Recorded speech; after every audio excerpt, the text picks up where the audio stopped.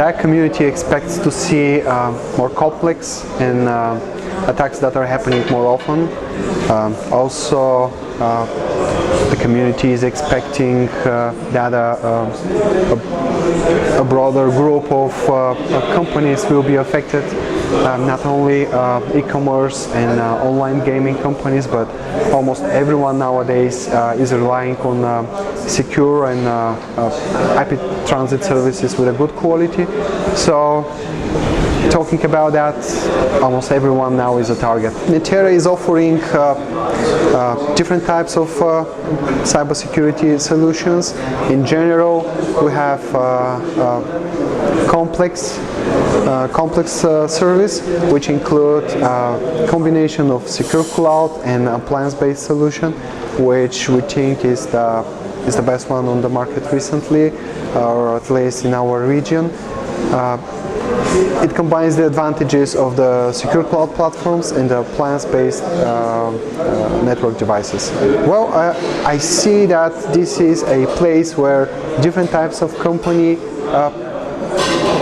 meet with each other, but they all have the same need to provide a good and quality type of services to their customers. So they're trying to avoid anything that may disrupt these services, TDOS or a bad internet connection or whatever.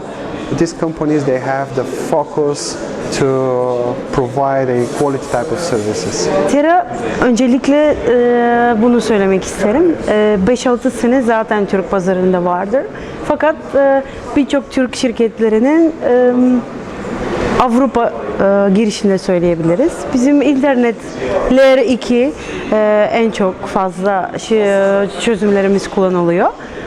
Fakat biz şimdi kendimize tüm portföyümüz anti-DDoS korumalar, internet altyapılar, özel internet hizmetleri, GPS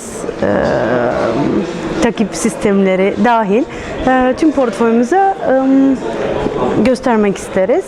Bu konuda GTM distribütörümüz yardımıyla ve birçok işte kurumsal şirketlerinin yardımıyla yapmaya umuyoruz. Etkinliğiniz çok başarılıdır. Şöyle ki birçok sektörünün ana bir konu, şu an çok sıcak bir konu, siber güvenliğin birçok soruların cevabı verilmektedir. Teşekkür ederim.